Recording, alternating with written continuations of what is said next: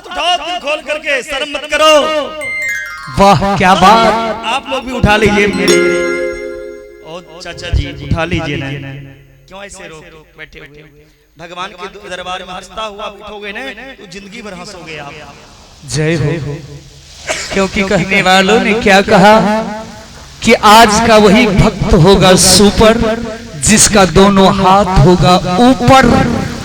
चलिए हाथ को ऊपर उठावे।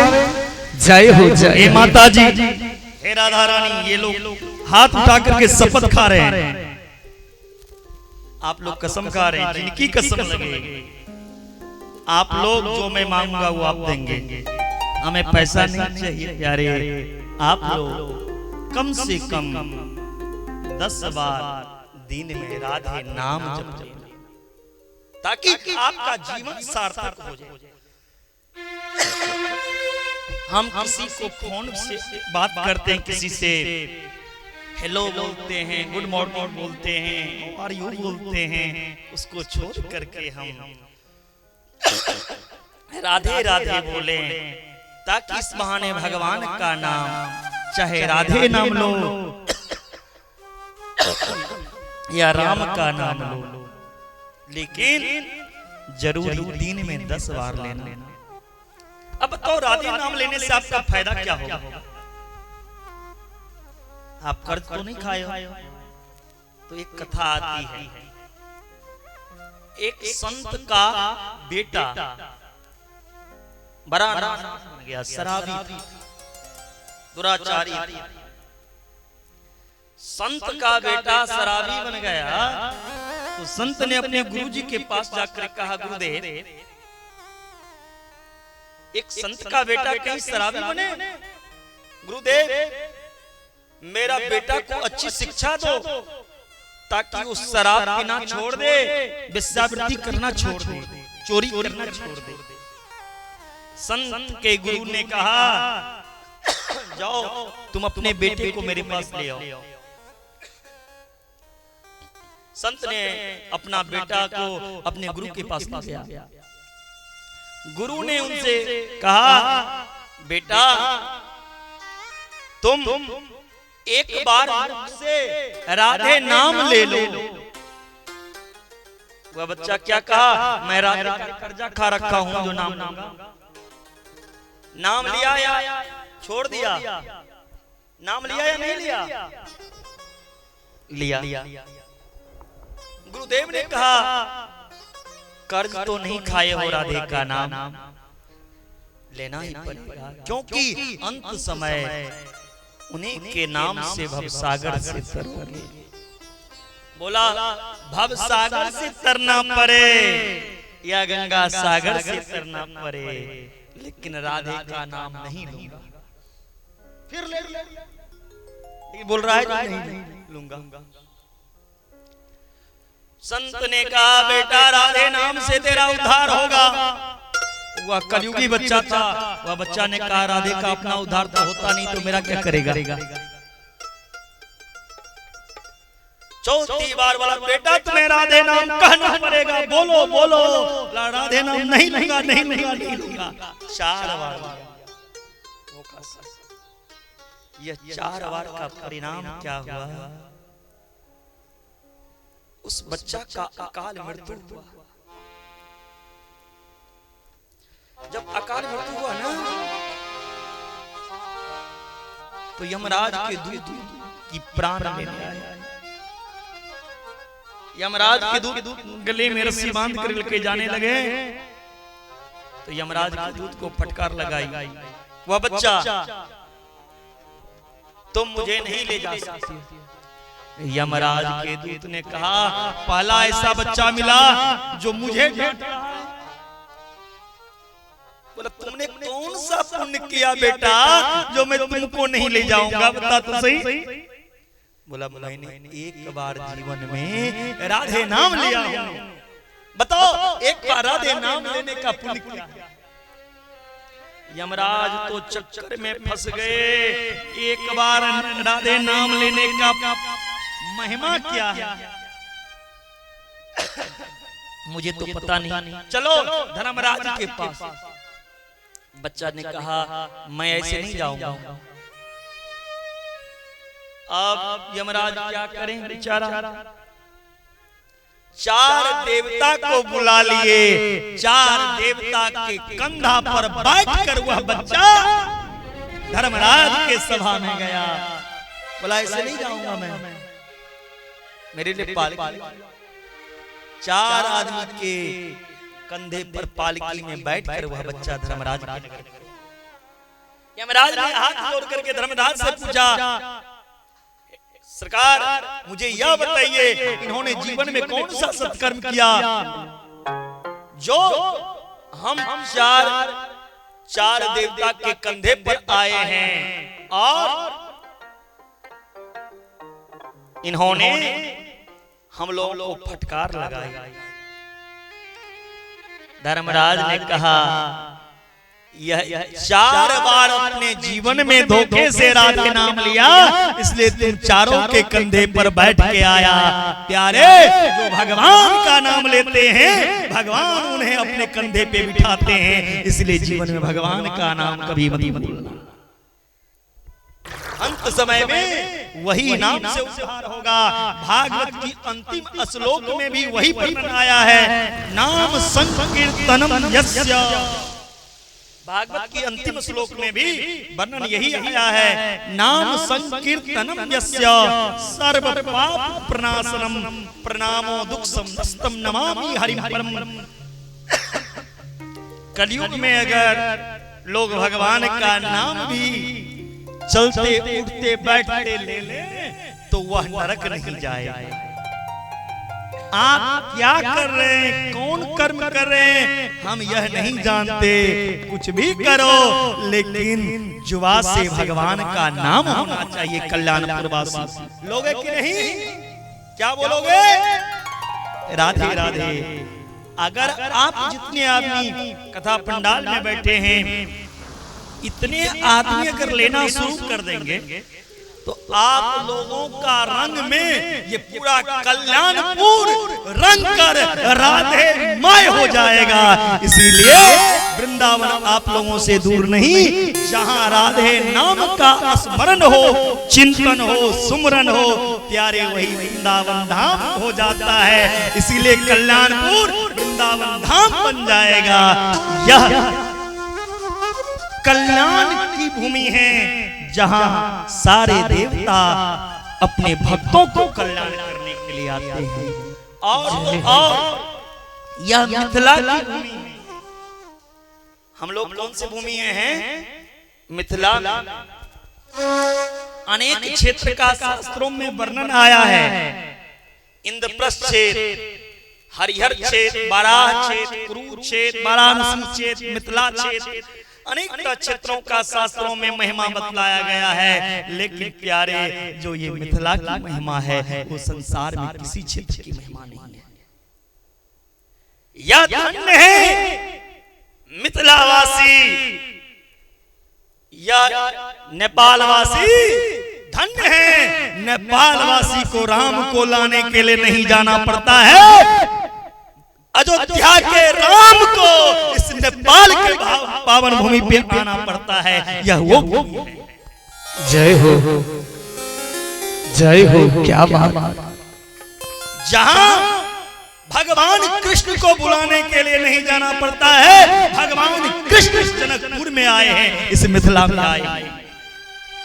यह वो भूमि है, यह वो भूमि है जहां आदि शक्ति जगत जननी जगदम्बा किशोरी शक्ति की प्रकट हुई।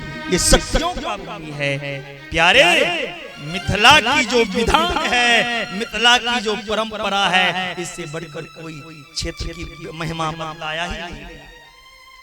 मिथिलावासी अपने घर में इटालियन पत्थर लगवा लें, कजारिया का टाइल्स मार्बल लगवा लें, या घर में सोने की किवाड़ लगवा लें, चांदी का गेट बनवा लें, लेकिन मिथिलावासी को एक वरदान मिला है।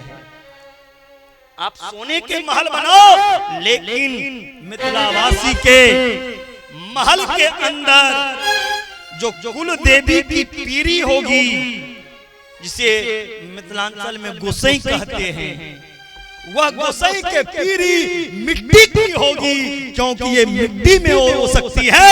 ये मिट्टी आदि शक्ति जगत जननी जगदम्बा जानकी की प्रकट की है। जय हो जय हो। मिथिला में मां की पूजा का विधान है और मिथिलावासी के लिए कोई चीज करने की, तपस्या करने की जरूरत नहीं है। मिथिलावासी जानकी जी के नाम लेके इस मिट्टी का लेप कर लेंगे तो उनकी हर क्षेत्र में विजय होगा। ऐसा मिथिला वर्णन में वर्णन आया है। धन्य यह मिथिला।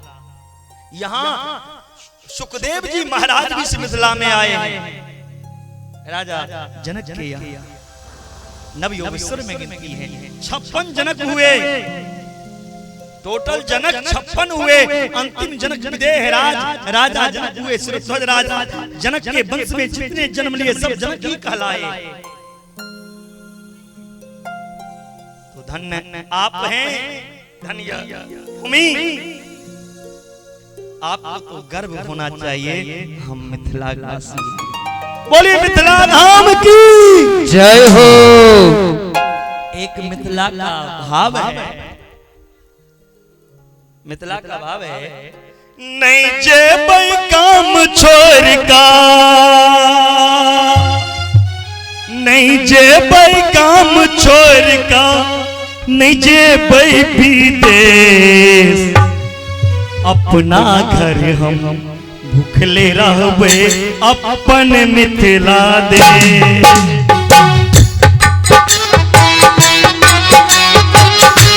अपन मिथिला देश नहीं जेबै हम गाम छोड़ के रहबै अपने देश। अपना घर हम भूखले सुतबै अपन मिथिला देश। अपन घर हम भूखले सुतबै अपना मिथिला देश।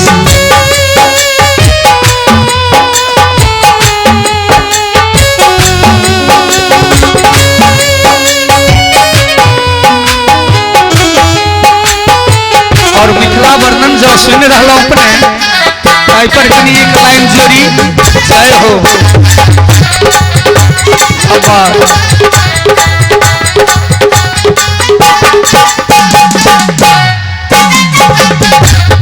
माखन मिश्री मखान भेटैया,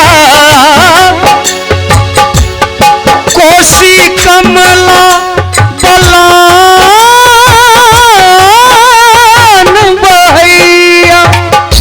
मुदित रहै छी हो, मुदित रहै छी पाबी अपन सम्मान के। गुमान छै हमरा हम छी मिथिला के, गुमान छै हमरा हम छी मिथिला के। हो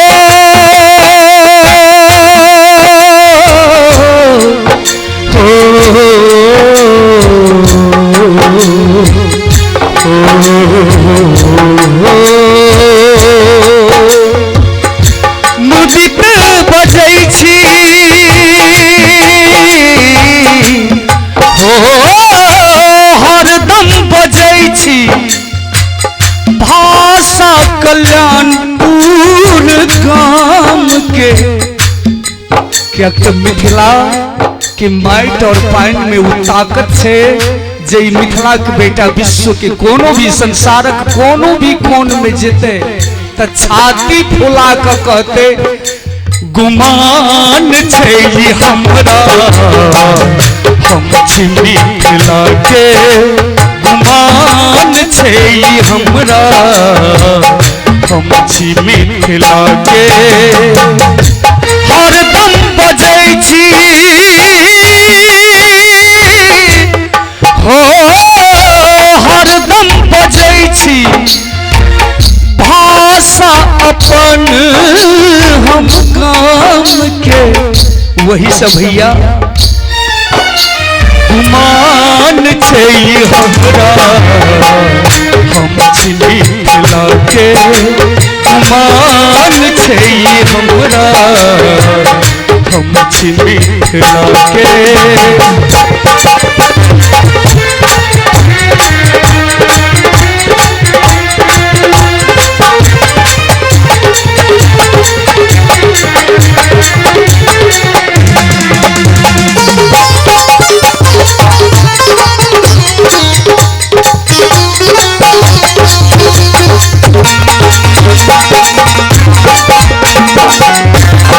जय हो प्रेम से बोली मिथिला धाम की जय।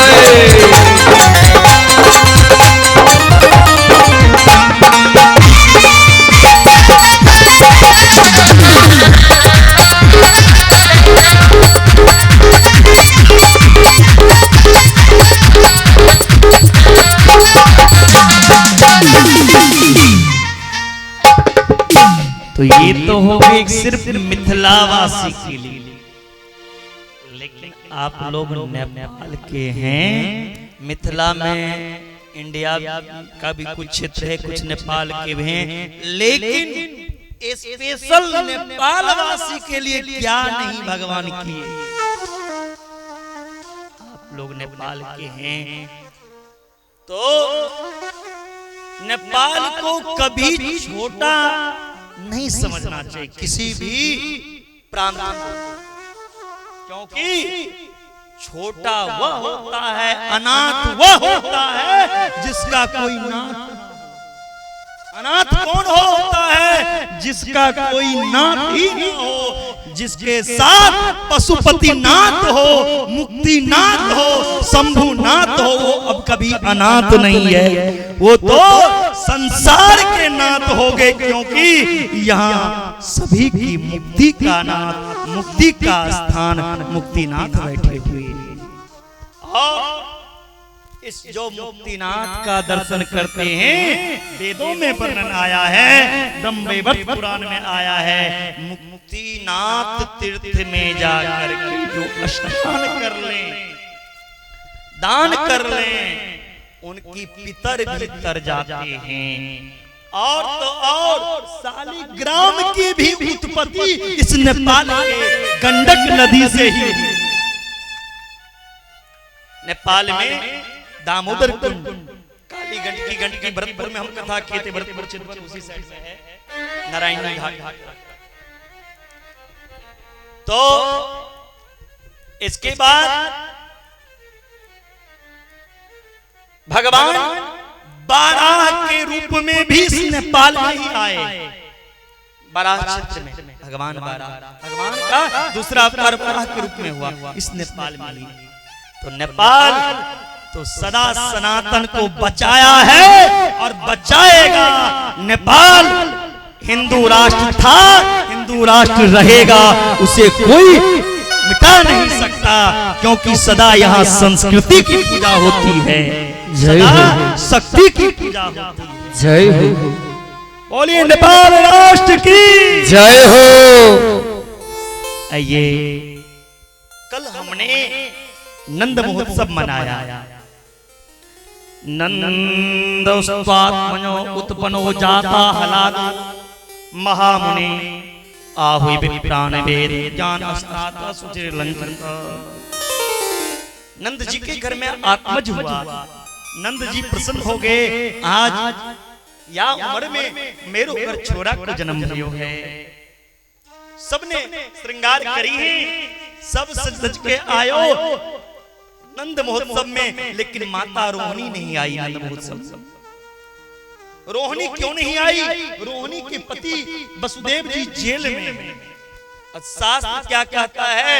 जिस स्त्री का पति जेल में हो, विदेश में हो, या जिस स्त्री के पति के जीवन में किसी प्रकार का संकट आया हो, उस स्त्री को श्रृंगार नहीं करना चाहिए, उसे हंसी मजाक नहीं करना चाहिए, उसे कभी नगर भ्रमण नहीं करना चाहिए। तो रोहिणी के पति वसुदेव जी जेल में हैं, वो कैसे? इसलिए वह नंद महोत्सव में नहीं गई। अंत में माता जसोदा आकर के रोहिणी से कहती हैं, हे रोहिणी, यह संसारिक बच्चा का उत्सव नहीं है, ये संसार को बनाने वाला नंदलाल की महोत्सव है, उसमें तुम भाग लेना है। वही भगवान सारे संकट को दूर करते हैं। सजना है तो भगवान के लिए सजो, संसार के लिए नहीं सजो। संसार के लिए सजोगे तो संसार एक दिन दाग लगा देंगे, और भगवान के लिए सजोगे तो भगवान जीवन के सारे दाग को मिटा देंगे। इसीलिए भगवान के लिए सजो। रोहिणी ने 16 प्रकार के श्रृंगार करके लाला के जन्मोत्सव में आई है। बड़े सुंदर लाला के आरती उतार रही हैं माता रोहिणी। जय जय गोकुलेश नंद दुलारे, नंद दुलारे, प्राणों के प्यारे। हे प्राण के प्यारे नंदलाल, आप नंद बाबा दान करने लगे। नंद कछु इतनो जो दियो, घनश्याम कुबेर कीमती बोर, देखत मोक लुटाई दियो, ना बचिया छचिया ना ही पीछो। नंद बाबा ने जब दान कर रहे थे लाला के जन्म खुशी में, इतना प्रसन्न थे जो एक बार जिस लाला के जन्म खुशी में दान कर रहे थे, उस लाला को ही उठा करके लुटाने लगे। भगवान कृष्ण को ही उठा करके लुटाने लगे। मैया यशोदा कहती हैं, आप पागल हो गए हैं क्या? क्या करते हैं आप? छोरा को लुटाई दो, कहा बच्चों को? या छोरा को खुशी में लुटाइबे लग गए हो है, या छोरा को लुटाई दो, कहा खुशी रहोगे घर में? या से याद को मत लुटाओ। नंद बाबा को होश आयो। नंद बाबा ने कहो, अरे भैया मुकु जानो है कंस महाराज को, यहाँ कंस महाराज को कर देवे के ताई जानो है, जानो प्रोगो। नंद बाबा कंस महाराज को कर देने के लिए गए। कर दे के जब आ रहे थे तो रास्ते में नंद बाबा का मुलाकात वसुदेव जी से हुआ। वसुदेव जी को देखते ही नंद बाबा हृदय से लगाया और कहने लगे, अहो देव की पुत्रा कन से न बबो हता, एका वशिष्ठ बर जा कन्या सापी दिवंगता। नंद जी ने कहा वसुदेव जी से, हे वसुदेव जी, कितनी कष्ट की बात है, आपके घर जितने लाला का जन्म भया, पापी कंस ने सबको मार दिया। कितनी दुख लगी। वसुदेव ने कहा नंद जी से, मित्र मन को छोटा करके क्या करें, भाग में यही लिखी थी, विधाता की यही इच्छा थी, सो हुआ। कोई बात नहीं, आपके घर में पुत्र है ना, उस पुत्र को मैं अपना पुत्र समझ लूंगा। नंद बाबा ने कहा, छोरा मेरा छोरा थोड़ी है, तेरो ही छोरा, तेरो आशीर्वाद से या उम्र में पुत्र भयो है। अच्छा ठीक है वसुदेव जी, आप घर जाओ, मुझे ऐसा लगता है आपके घर में कोई अनहोनी होने वाला है। इधर कंस ने रात्रि में सभा लगाई, अकासुर, बकासुर, व्योमासुर, अष्टासुर, धनकासुर, चाणूर, मुष्टिक, केसी सबको बुलाया। सबको बुला कर कहा, मेरा जो शत्रु इस ब्रजभूमि में प्रकट किया है, मेरा शत्रु कैसे मरेगा। तब बक राजा ने कहा, हे भोजराज कंस, अगर आप अपना शत्रु को संहार करना चाहते हैं तो महीने भर में जितने बालक जन्म लिया है सबको मार दो। कंस ने कहा, हमें कैसे पता चलेगा किसके घर में बालक का जन्म हुआ। बक राजा ने कहा, जिसके घर में खुशी हो, बधाई हो, तो समझ जो इसके घर में कोई बालक का जन्म। कंस ने कहा, पुरुष को कोई अपने घर के अंदर प्रवेश नहीं करने देगा, ये काम तो कोई स्त्री कर सकती। बक राजा ने कहा, स्त्री कर सकती तो स्त्री अपने पास है।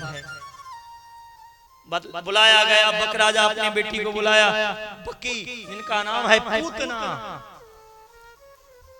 पूतना पूर्व जन्म में कौन थी? पूतना पूर्व जन्म में राजा बलि की बेटी थी।